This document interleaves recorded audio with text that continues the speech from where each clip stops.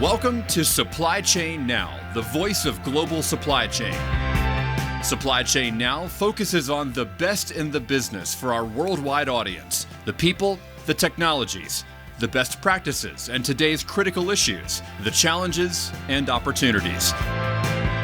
Stay tuned to hear from those making global business happen right here on Supply Chain Now.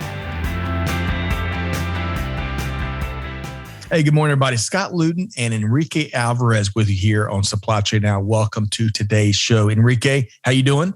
I'm doing great. Thank you very much for having me, Scott. It's always a pleasure to be here, and we have an amazing guest today, so very excited. Amazing's right. I tell you, it's been a long time coming. We've got a wonderful conversation teed up today. We're going to be featuring a supply chain mover and shaker, a supply chain leader, especially when it comes to the retail world. So with no further ado, I want to welcome in Shekar Natarajan, Executive Vice President and Chief Supply Chain Officer with American Eagle Outfitters. Shekar, how you doing? Good. How are you doing, Scott? And nice to meet you, Enrique. Very nice to see you, Shekar. So good to have you here today. We have been admirers of you and your organization. Love how you are challenging the status quo and from a variety of different perspectives. We're going to talk about some of that here today, but great. Appreciate you carving some time out with us here on Supply Chain Now. So, Shekar, before we get into the heavy lifting, let's get to know you a little better, because as we found out on the front end, you're a big soccer fan. But before we talk even soccer, tell us, where did you grow up, and give us a few anecdotes from your upbringing. Sure. And it's an honor to be talking to you all. And I actually, come from India, as you probably guessed. I've been in, we actually come from, I come from slums in India, where access to education, paying for funerals, paying for marriages, or any function used to be it was Herculean for us, including paying for my grandmother's cremation, right? So, wow. And a family of 8. It's like 3 brothers, and basically my mom, dad, my mom's cousins, we all grew up together along with my grandmother. So all in one room, we actually shared one room, and basically that was the kitchen, that was also the bedroom. So fortunately, my brother came, and I followed him. So he had some medical conditions. So I came here to United States about some 21 years ago. And my choice of university was really to find a place which was closest to him, that way I could hop into a Greyhound bus and go and visit him over the weekend. And that happened to be Georgia Tech, and he happened to be at University of Alabama, Tuscaloosa, 4 hours away. And I came to United States with $34 in my pocket. Wow. So life has been amazing. I can't thank God enough in terms of the amazing blessings I've had, and the friends that I've had over the years, like you guys. It's amazing. So, Shekar, I got to follow up. Gosh, there's so many questions I want to pose, but for the sake of time, let's stick with you're to come here to the States with your brother with $34 in your pocket. I can't imagine, the anxiety and kind of what to expect and the unknown. How did you just confront that, put it in a headlock, and just do it? How did you do that? Well, I guess when you grow up the way you grow up, what we had to go through from a childhood perspective, most of my engineering, was actually paid by friends and family, and we are talking about 5,000 rupees for engineering school for the entire year, which translates to about $80, right? And we couldn't afford it, basically, so we had a lot of family help and charitable organization which actually donated for my education. And so when you come, when you grow up in the way that you grow up, and family values become very important, staying in one room, sharing the bondage, in fact, I used to wear all of the leftovers from my brothers, generation passed down, Right. So I guess, when you come from those kinds of situation, then everything is a plus. Everything is a positive. You have nothing to lose in your life. Wow. At that point in time. So like that conviction and that persistence is what, like, carried me along. Like, there have been ups and downs, and there have been like some great moments in my life and some not so great moments. And basically, like, you just roll with the dice, and basically, like, you make the best you have. All right. Enrique, before I ask Shekar a follow-up question or two, I know my hunch is this resonates with you well, because this is kind of how you're geared, Enrique, in many ways. Your thoughts on Shekar's journey here with his brother? Well, it really does. And I think that he's being incredibly humble, because this takes a lot of courage and a positive attitude to do what he did. So no, I'm inspired by your story, and we're just getting warmed up here with this conversation. Right. So this is great. Thanks for sharing. So Shekar, let me ask you. So it sounds like you went to school here at Georgia Tech, which is based in Metro Atlanta, as most folks should know. From a supply chain perspective, Gartner's ranked them once again. They're in a top 25 program. They're one of the best. They are the biggest industrial engineering program in the country. What'd you major in, and what'd you love about the Atlanta area as you matriculated through? That's interesting. So so I went to industrial engineering program, of all the things, and my undergraduate was in mechatronics. So it was mechanical and robotics, and basically the closest was industrial engineering at that time. It was kind of a quasi process robotics and supply chain focus, logistics focus. So and after you join, you get to know what a great school it is. You just admire it from the outside, but when you get inside, you just love the school. Like it's one of the best, rated best, but basically what makes it very unique is the professors, the curriculum, their focus on practicality versus really theoretical, and the competitive nature of the students who actually get into the school. That's right. Actually, that raises the bar for everyone around them. So which is truly amazing. And Atlanta is a beautiful city. It's closest to my heart. That's where I spent my formative years in United States. And what I love the most about Atlanta as a city is it has kind of the vibrancy of what America is. You find diversity. You find basically the diversity of choices in terms of access to different kinds of culture, people. It's just a hobnob of things, and that's what America stands for. So you find everything in Atlanta what America stands for. I for the time I was actually going to the school, I never actually wandered anywhere beyond Midtown. And once I got my car, which was 3 years later, is when I started driving around and kind of looking at the cities. But my travel was on Greyhound to my brother. So whenever I had the opportunity to do so. So no, it's and I have a lot of friends still. It's very close to my heart, and the land of Coca-Cola. Who can forget that? That's right. The land of Coca-Cola and peanuts and peaches. Yes. To share a few things. Everything in Atlanta starts with a peach state, by the way. Everything's peach tree. Yep. Well, so it sounds like clearly Atlanta and Georgia Tech had a big impact on the early part of your journey. Of course, for my Georgia Tech friends, I think a big mantra they've been embracing in recent years is creating the next, right? And certainly they played a role in helping to shape the next when it comes to supply chain. And we're going to touch on some of that here. All right. So before I turn over to my dear friend, Enrique, let's talk about, we've kind of covered your formative years, what brought you here, a little bit of your journey as you worked your way through school here in the Atlanta area. But before we're going to talk about what you're doing now with American Eagle. But prior to your current role, what position or two really shaped your worldview, Shekar?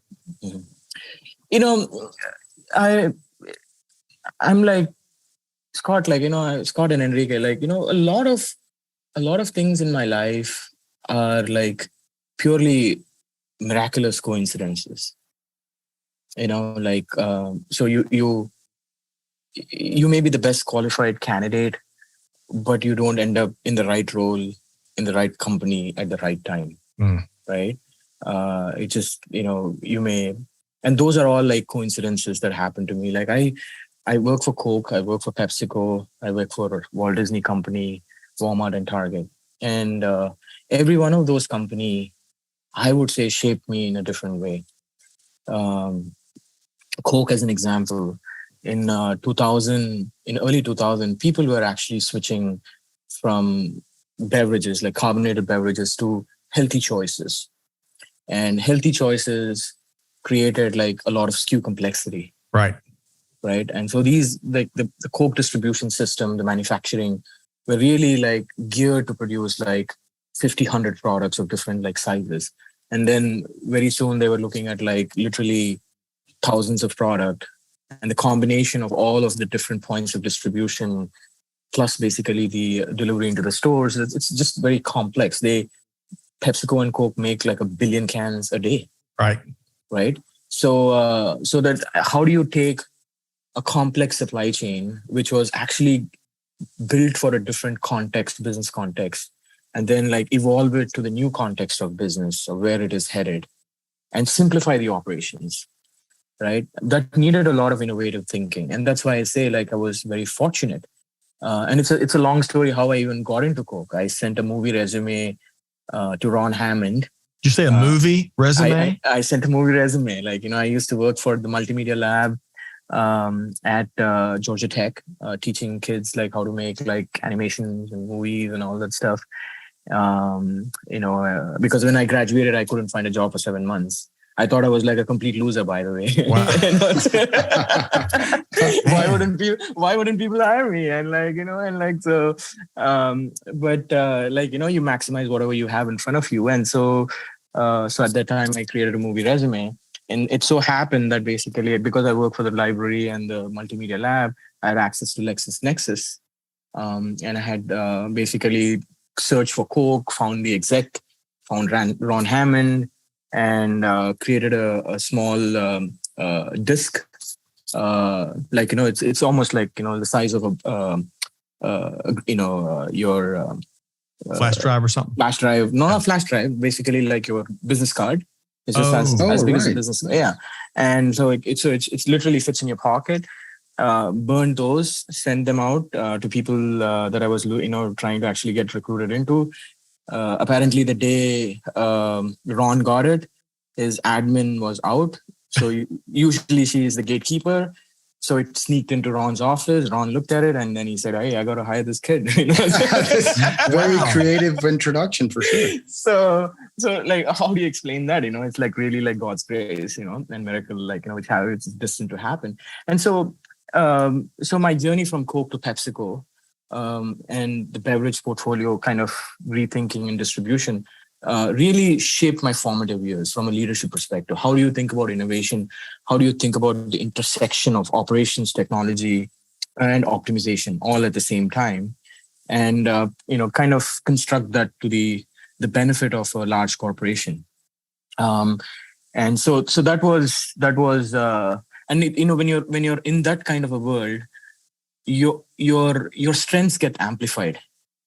And my strength is never to give up and never take no for an answer. Right? Because like there are going to be like 1,000 reasons why people are going to say no to anything that they were doing and they got to do differently, including like myself. Like, I don't change my breakfast in the morning. And why do I expect people to change like the ways of working? Right? So it's very difficult on a lot of people. So like, but you just like learn that muscle of kind of like finding a way. Yes. You learn that muscle and then exercise that muscle, right? All the time. Really quick. Enrique, first off, to any of our listeners that may be in that position where they're looking for their first job or their next job, or they're in that transition, hey, take heart with what Shekar shared. Find a creative way of reaching and really creating your own luck. In this case, you're creating a video resume. And at least giving it a chance of getting past the gatekeeper, right? Rather than saying, "Oh, they'll never look at it," and then closing that door on your own end, on your end. Don't give in to that. But Enrique, before I got one more quick follow-up question to Shekar before I turn over and start talking American Eagle based on some of the companies he mentioned. Your thoughts on never give up, never going to give in. Your thoughts on what Shekar has shared thus far, Enrique.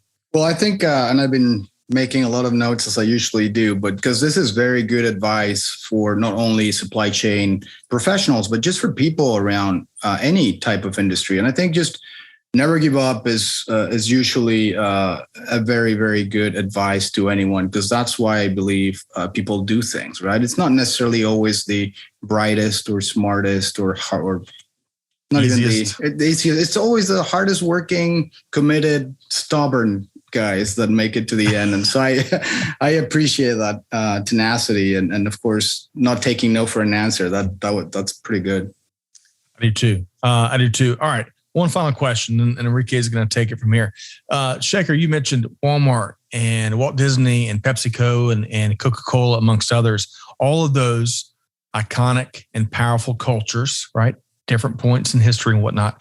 What's when you think of culture and those environments you worked in, had the good fortune of having experience in, what's one thing that really sticks out to this day that really shapes maybe how you lead culture with where you are now? Well, in all of these companies, there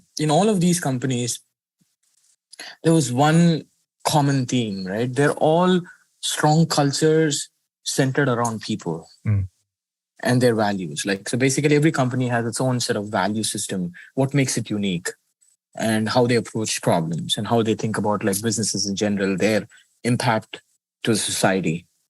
And so every company is a tribe in itself, right? And that tribe is actually formed by the norms and the values that company ascribes to. And they all center around people. How do you basically organize your thinking around people, right? Unleashing the power of people, unleashing the true talent, giving them an opportunity to kind of grow and succeed. And if you look at the companies that I'm talking about, right? Just take Walmart as an example. When you see Doug McMillon, who's the CEO of the company, which is the largest that we know, Walmart, he walks around with a tag on his collar. And if you didn't know it was Doug McMillon, you would never know that he was Doug McMillon, by the way. Right. CEO. CEO of Walmart. And so all every company had its own ethos. It was the servant leadership model, when it comes to Walmart. They empower people basically, everyone is the same. Everyone wears the badge the same, whether you're the CEO of the company, whether you're basically doing an analyst work, right? And everyone wears it on the collar. They don't wear it in the pant, right? Right. If you look at all what makes these companies unique, it's really how they kind of bring that culture to life. And for me, a lot of people think that culture is something which is there to stay. I disagree with that. Culture is one thing which always evolves. That's why you bring in new people. That's why you bring in new experiences. Yep. Values are the ones which actually always stays the same. Yep. Right. Well said. It's a living and breathing organism. It really is. All right. One last comment. So Coach John Wooden, I shared this on social. I loved one of his Woodenisms. He won 10 national championships at UCLA. And one thing that his coaches and his staffs and his players knew is what he'd call his version of the NBA. And that was the Mop Bucket Attitude. No task was beneath any coach, any player, whatever it took for the team to win as a whole. And that is kind of goes along the lines of what you're speaking to. And I've been using the heck out of that NBA by John Wooden here lately. All right. So Enrique, where are we going now with Shekar here? Well, we would like to talk a little bit more about your current role and, of course, about American Eagle, an amazing company. And also, first and foremost, tell us a little bit more about the general supply chain organization at American Eagle so that people that are listening to us can better understand the complexity of this amazing company, too. Yeah, no, that's a great question. So, and my American Eagle responsibility kind of bifurcates between the two worlds that I live in. And both of them are pretty exciting, by the way. The first side of the role is basically the American Eagle, the brand itself. and the supply chain that I support. So my responsibility starts from the time the product gets handed over. So it's made in the factories and gets handed over, and all the way to the doorstep. And the doorstep includes the doorstep of the store or the doorstep of the end consumer. So everything from inbounding the freight, the trade management, transload operations, bringing them into the DC, distributing it out to the edge facilities, and then basically fulfilling the stores and the e-commerce orders, including customer promise and inventory allocation. So my team actually manages, once like the merchants decide like how much to buy and what to buy, we then actually take the custody of the inventory and say how to place the inventory across all of the different locations. That way we could maximize what was bought, right? So that's essentially like the role that we play. So that's the American Eagle side of the responsibility. And so to give you context, American Eagle moves 225 million units. Basically like, we are in 28 countries. We've sourced product all over the world. So we bring basically all of the product into East and West Coast, into 5 different ports of entry. We have 2 distribution centers, large national distribution centers, one in Kansas, one in Hazleton. And then we have a newly purchased business, which is Quiet Logistics. And they are in like 10 different markets, 8 different markets, 10 different locations, expanding into 20 markets next year, right? So that's essentially the footprint of the distribution. So we then figure out how to kind of move all of the goods across all of these things, plus all the stores. Like we have about like 1,000 stores, both area and AE combined, about 1,200 of them that we kind of get the product into. So it's fun. It's a fun role. Supply chains have gotten even more sexier these days. Right. You say supply chain and like people are like, what are you doing again? And now everyone knows what a supply chain is. So it's fun to be in that position. And my second part of the role is basically this business these 2 businesses that we purchased.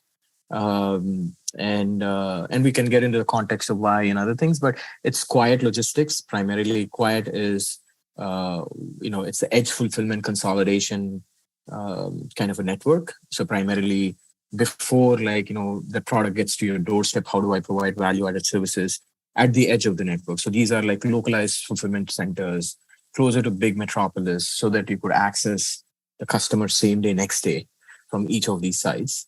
Airterra is the smart freight company. So we are not carriers. We essentially like aggregate the carriers, both national, regional, and local, all of them together, like stitch them into a national whole. And basically we then move the freight across using that system of carriers. Are these 2 acquisitions more in line with the e-commerce side of the business, or is there also used for every part of the business, including the DCs that you mentioned, and all the 1,000 stores and all that? Yeah. So basically, these are omni compliant. In fact, like Airterra pools orders across multiple brands and across multiple forms of inventory, right? So basically, it moves packages, it moves raw inventory, it moves retail and transfer units, all of them together in one truck. Because all of them are heading in the same direction, you might as well pool them together, right? Whether it's your brand or multiple brands together, right? So, and Quiet also is multi-tenancy. So we have about 50 brands that Quiet actually services today. So basically they're all at the edge of the network. So like we have a facility in Dallas, Boston, St. Louis, LA, Jacksonville, and Chicago. Yep. And we would just open the Atlanta facility. So so we are in 8 markets, 10 locations. And primarily we have all brands from Peloton, Fanatics, Saks, Steve Madden's, and others, which we service from these locations. So we have about 50 brands. Wow. When are you getting sleep between American Eagle, Quiet Logistics, and Airterra? Goodness gracious, Shekar. Yeah, my job is 24/7, but it's fun and exciting because you get to And going back to the question of like what formed my thinking, right? Like, is I had this moment of solitude, I guess, right? Like, so my mom was not well. I had to go back to India in 2018, and like she was hospitalized. I didn't have much to do except like, just kind of take care of her and kind of like, like stay in the hospital and other things. And during that time, I was reflecting on a lot of things about like my purpose in my life and what I need to do and other things. And it became pretty apparent, having played the role that I played in all the big companies, that a mid-sized retailer can never compete on their supply chain strengths with a big player. So, and let me give you like an example to drive that, right? Yeah. So Walmart moves 50 billion units a year. American Eagle moves 225 million units a year. So what Walmart does in a day and a half, American Eagle does in a year. Right? So it's like 250 American Eagles make up a Walmart unit volume. Right? So if you're thinking that, you're going to somehow mimic the scale of the Walmart or an Amazon, then, I don't think you're realistic. Like, it's there's something called utopia. This is like dystopia thinking, right? Like, So I don't think you can ever get there, because you need like that kind of scale to privatize your network. And so if the world is actually, if the Amazons of the world and the Walmarts of the world are creating private networks, right? There was never an analog of a open and a public network. Like, just like you have Apple, which is a closed loop system, right? There was never an Android that exists in the supply chain world. And so that was a kernel of thought that I had. And it goes back to like the story that I was relating to you. Having come to United States, Scott and Enrique, it didn't matter who I was, how I looked, the way I was carrying myself. I don't even have an accent, by the way, for having lived here for 21 years. And people have accepted me. They've given me an opportunity many times, many opportunities, right? And for businesses, it's not a level playing field. So what America did to me to create a level playing field is what I wanted to create for businesses. All right. So I love this, Shekar. I love this so much. So, American Eagle wasn't going to be the size of Walmart overnight, or maybe even over a month, or maybe even over the years. But what you've done with this acquisition of Quiet Logistics and Airterra is not only allow the supply chain organization and the extended organization to be a better competitive advantage for American Eagle, but you're also opening up the doors for other folks, for other customers to take advantage of the same opportunity, right? Yeah. Man, a shining beacon of democratization in industry, Enrique. I love it. Absolutely. And I think it's just from a strategic standpoint, it's probably the only way that you can successfully compete against these giants, because as Shekar was saying, they're just so ahead of everyone else that you just have to do things like this, right? More creatively, more innovatively, and bring together people. Boldly. Yeah. Well, I think I pondered, that's why I said, I had this moment of solitude.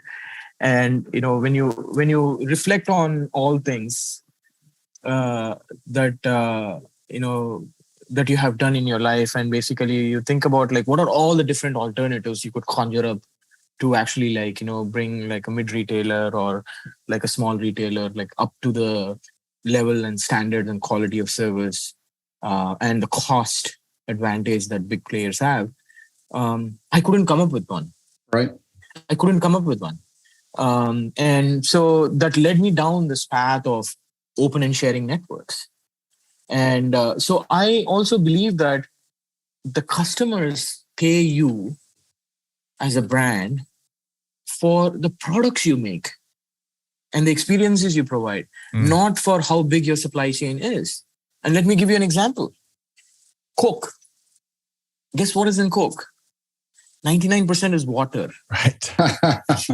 Right. And like this formula, and like, and I don't want to, like, and it's unique, by the way. It's unique. People like, pledge that it's the formula is unique. Right. And it is actually, by the way. But Coke never decided to build a reservoir. It draws water. Right.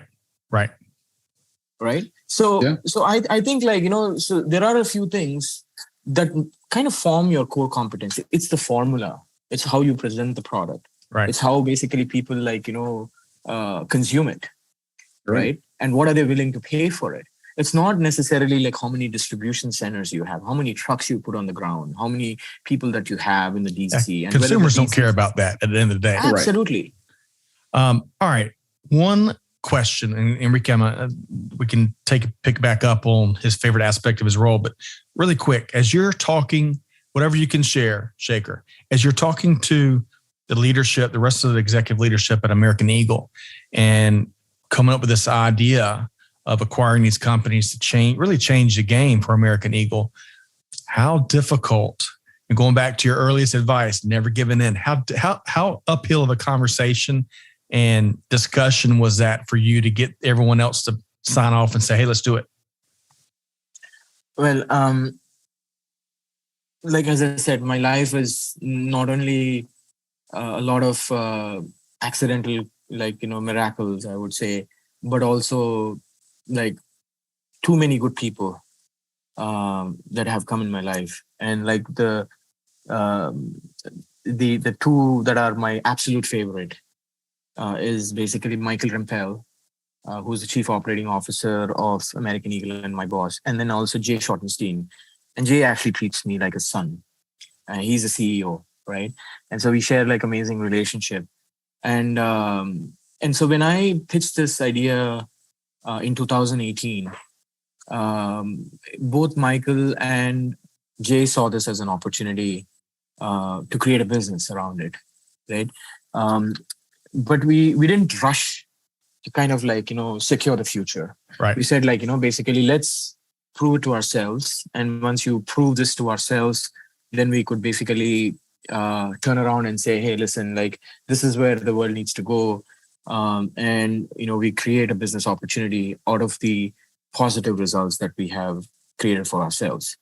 So it was converting the cost center into a profit center, showing that the profit center can now be like, everyone's profit pool. Right. Like, how do we kind of like do that? So we took a very methodical approach in terms of how we want to approach this problem.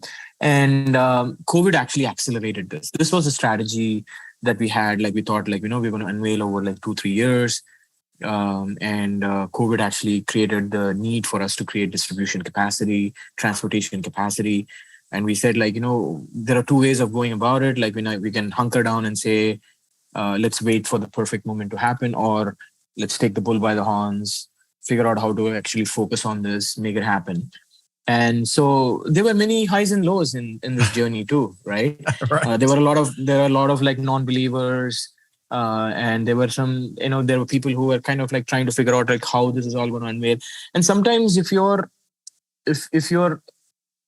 a couple of steps ahead of others, people are trying to see like, like, are you going to be walking straight or taking a left or a right? Like, so like, there's always like, even for the 2 steps you're taking ahead of others, right? So now if you're like a few miles ahead of others, then like, you have a real problem. Like people are trying to anticipate where this is headed. So a lot of this also came down to communication, clarity of thought, and what we're trying to do. And, whenever we got to that point of clarity of thought and what we're trying to do, people were energized. Till then, it was like a lot of persistence. Like, how do you kind of like keep telling the same thing 50 times? And like, then it like eventually like, people get it and you're able to make progress. So there was a lot of that we had to do. And the last 20 years of change management, I guess, and last 20 years of all failures made me realize the importance of coming up with a very structured way of doing it. And so we've been largely successful to pull this off. Wow.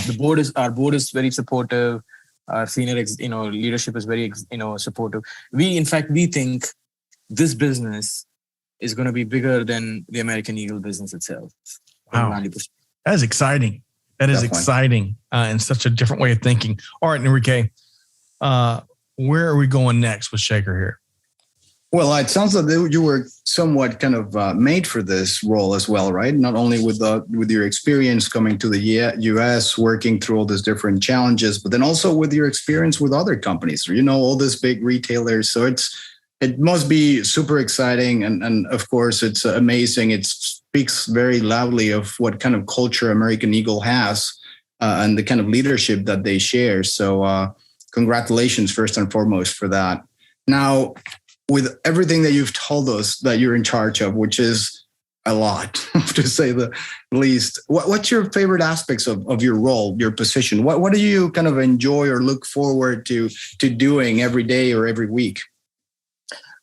Well, the most exciting part of my job, of my role today is really, I have 500 associates on my staff and thousands in the field. And to take all of their passion and unleash them.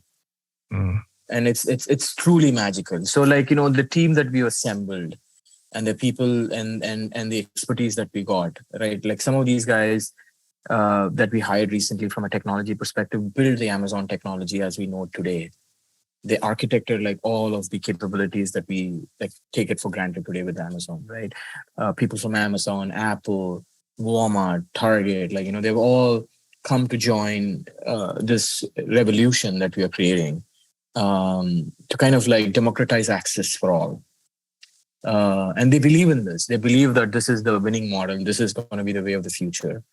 So that unleashing the talent and unleashing that all of these God-gifted talent that people have is truly amazing to watch. I am an innovator who happens to be a good operator. I wouldn't call myself a great one. And so I'm one of those chefs, I can never cook the meal, but I can tell you what a bad meal tastes like, or smells like. So I think, so the intersection of the two, how do we innovate? How do we take this forward? How do we create something fascinating for the industry? Is the other thing I wake up every day. There's when we think that we've solved the problem, then there's the next problem that needs to get solved. And we wake up every day to solve those problems. Which is what you were telling us before, right? That you're kind of in the intersection of the operations, technology, and optimization. And it sounds like it's very consistent with what you have always done. And of course, this is definitely going to yield a lot of success, not only for you and your team, but for people that are actually learning from your leadership and what you guys are doing. So congratulations. Thank you so much. What are, changing the gears a little bit here, what are the priorities for American Eagle? And of course, after the couple of years that we've had before, this is a very kind of tricky question sometimes, right? Because now the future is probably not as clear as we once thought it was. But after what we've been through, the pandemic and now the war and all this other things, casualties and things like that we've been experiencing in the world and also in our country, what are the top priorities for American Eagle for 2022 and beyond, of course, from a supply chains perspective? There are two priorities for us. For us, American Eagle is one of the most beloved brands for teens, right? Kids associate. I was sitting right next to a veteran, and basically she was she could not stop talking about American Eagle, the brand, how great the products are. And so when you talk to people like that, you just know the power of the brand and what you stand for, right? So enhancing that power of the brand, continuing to grow. Aerie is a growth engine for us. It actually is about body positivity movement. They came up with body positivity, ever before everyone else came up with, and we stand for that. And how young women feel around Aerie as a product there's like unlimited growth to that brand. And what Jen Foyle, our head merchant, is able to do to that brand, and all the other ancillary brands are attached to it, like whether it's offline or unsubscribed.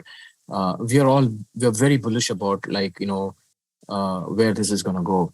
Obviously, our second focus is really getting the inventory discipline. Supply chains were never just in time. Like when it comes to global supply chains, Right. We are bringing product from all over the world, but that buffer inventory got even longer.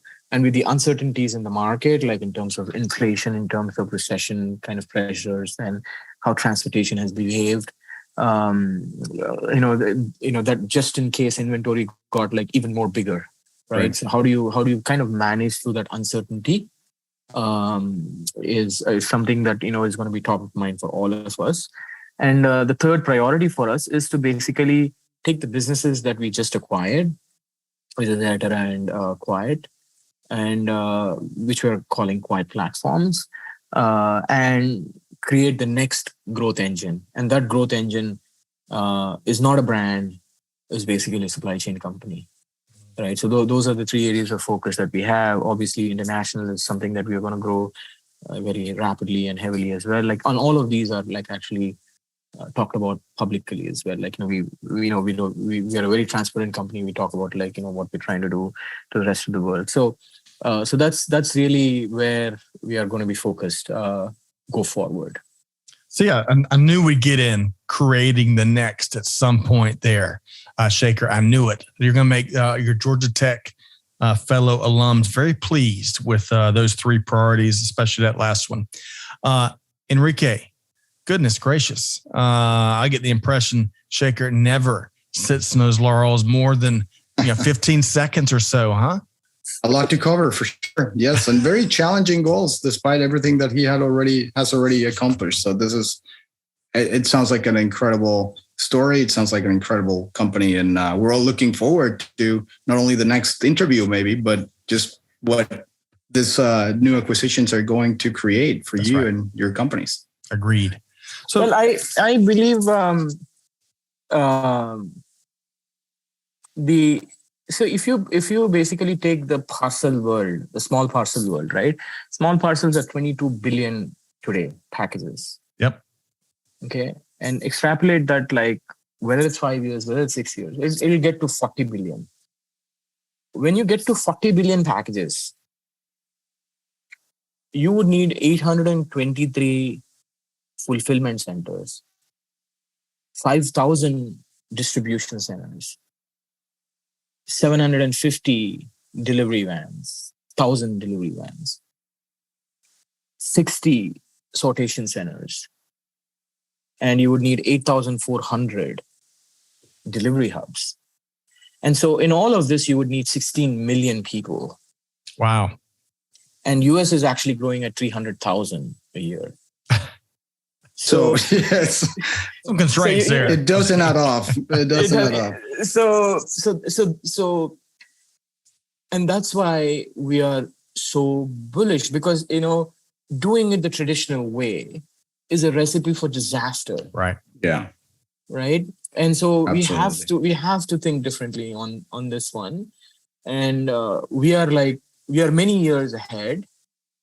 And the acquisition has given us the opportunity to kind of leapfrog everyone else.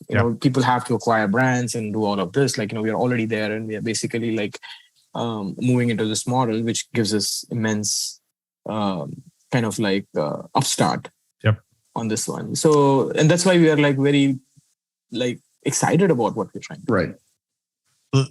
Gosh, the progress that y'all are made to act boldly and change the game in a very real, tangible way, and not just for American Eagle, but for others that can take advantage of this growth engine that you've alluded to between the kind of the mothership and the two acquisitions. It's going to be really exciting to see the days ahead.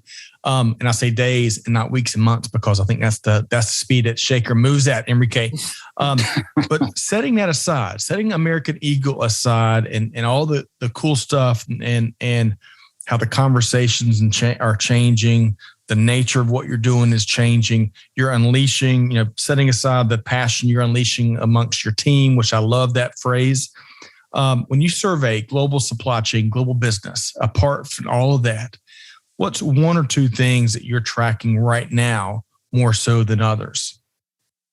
I think availability of labor is one thing which is like top of mind for me always. And for me, it's about like also creating good jobs at the same time. Like it's not just like making the roles available, but how do you make it meaningful and simplified for people to kind of like come express themselves and be the best at what they do. That would definitely be one of them. The second one is basically the geopolitical, imbalances that exist, right? Like we all think that like China is today the problem and tomorrow something else, right? But like all of these uncertainties actually doesn't stop at the tier 1 supply chains. There's tier 2 supply chains, there's tier 3 supply chains. So for every production facility you have the cotton, the milling facilities, you have the production of cotton, like they're all intertwined, right? And so when you try to make decisions in terms of how you source and change and all those things, it becomes such it's a scenario planning that like never ends, because there are so many different ways of thinking about the problem, right? So how do you kind of prepare yourself for the future, which has not happened yet, and to live in that world of uncertainty, contemplate about the world of uncertainty, have a playbook for the world of uncertainty, and when it happens, be ready to execute it. That way you're not like in the nth minute trying to figure it out. Yes. Right. So having those, for me, those two are always top of mind, and they drive most of the calculus in terms of supply chain, right? Whether it's availability of container, like they're all like the outcome.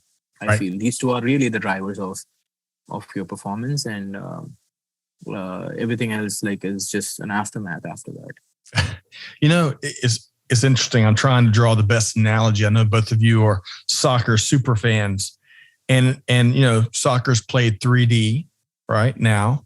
It's like trying to play 7D soccer, right? Yeah. On so many different layers, to your point, Shekar, because there's so many. You pull this lever, you got 7 others to worry about. You push it, and maybe you got 12 others to worry about. It's such an interesting, especially the company with the scope that American Eagle and really the enterprise now that y'all are. It's amazing. Enrique, before I ask about Eureka moments with Shekar, and I think he shared a couple already, your comments around those two big topics, the labor market, and my favorite phrase I heard Shekar say related to that is creating good jobs, right? I love that. I don't hear that very often enough, maybe from leaders. And then secondly, of course, the uncertainty aspect, the gift that keeps on giving, whether we like it or not. Enrique, your comments.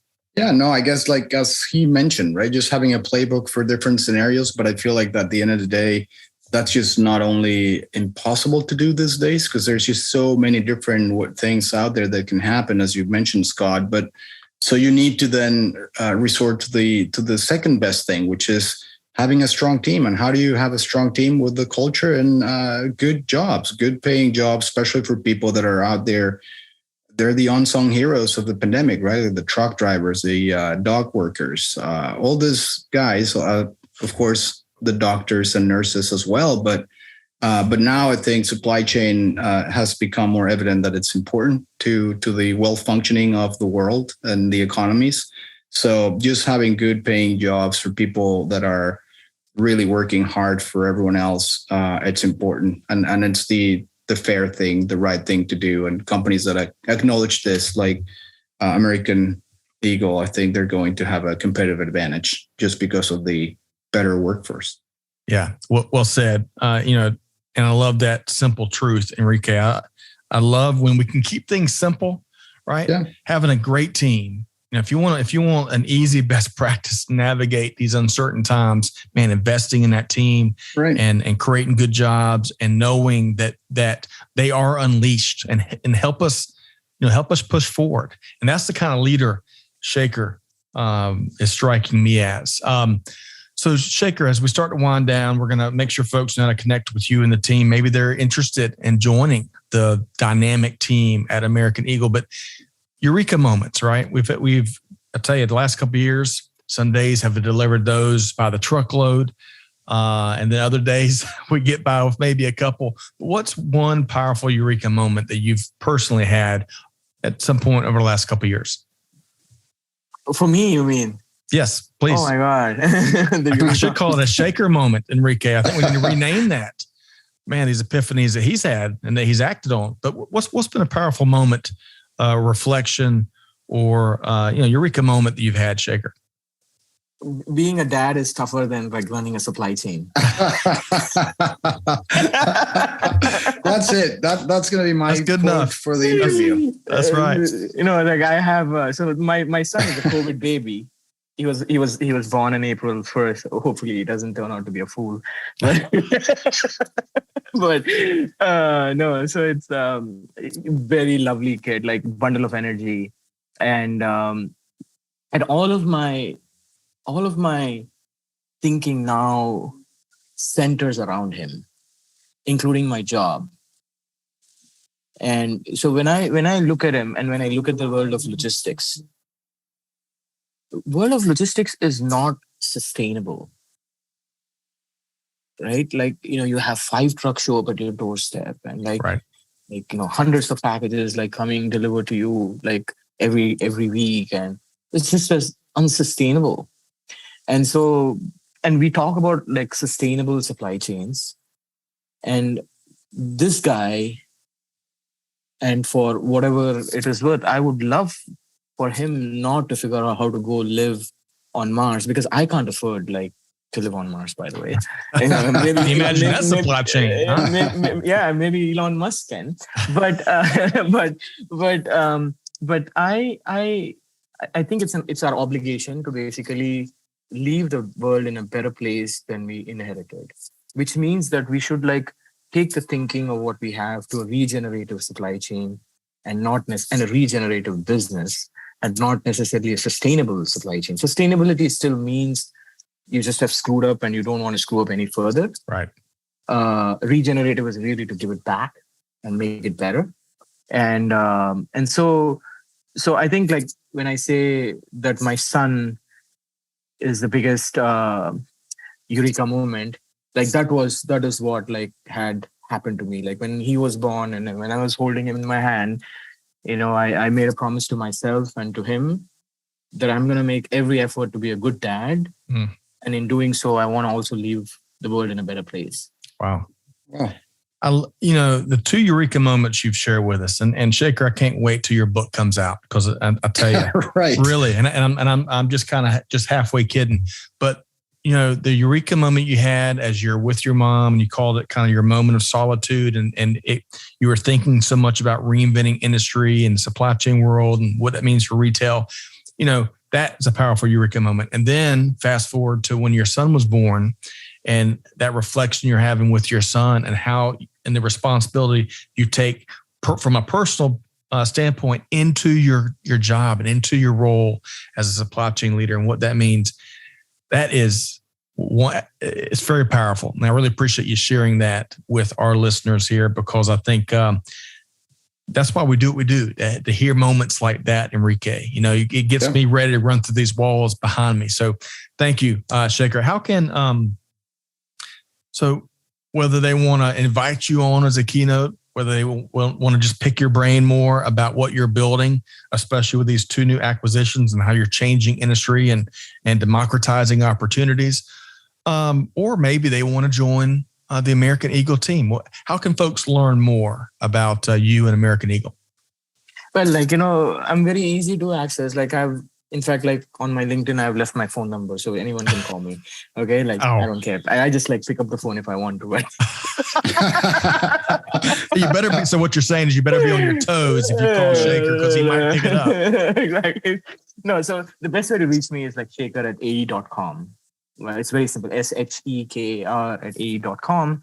And so people like, as I said, I got my job because, and I got my first break because someone was kind enough to take the DVD, like the CD that I sent, and was able to watch it and was intrigued and wanted to meet. Right. And so, you never know where opportunities are created and how they're created in life. And I don't want to be one of those who stalls an opportunity for anyone. Mm. So basically I so that's why I always leave all my credentials out there, like for people to reach out. And, hey, if you have the passion and you want to make a difference, come join us. You better bring it. You never know when Shekar's going to pick up that phone. By the way, Enrique, I make sure folks know how to connect with you, but I should add, as I was pulsing our friends at the National Retail Federation on their newest event, right? Supply Chain 360, who some of the home run speakers were for that event in June. The first name that came to mind from the team there was Shekar. So, and now we can see exactly why. Absolutely. Enrique, right? Absolutely. Holy cow. It's been incredible. All right. So folks, y'all know how to connect with Shekar. The same thing for you, Enrique Alvarez. Thanks so much for joining me here as a co-host. I know you've got 18 pages of notes based on what Shekar has shared, but love the great work you're doing with Logistics with Purpose and Supply Chain Now in Espanol. How can folks connect with you and Vector Global Logistics? Well, I think the best way for me is also LinkedIn. Just look at my name, Enrique Alvarez, on LinkedIn. And then also you can also go to our website at vectorgl.com. It's just that easy. It's just that easy. And by the way, folks, you should check out what they're doing for the people in Ukraine and beyond. You can learn more at vectorgl.com. Okay.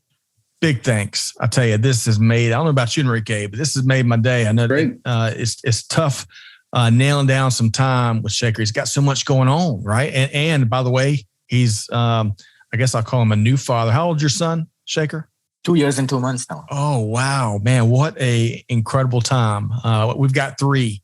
And I remember those, all 3 going through the 2s and 3s myself, but big thanks for your time today, based on, especially as busy as you are.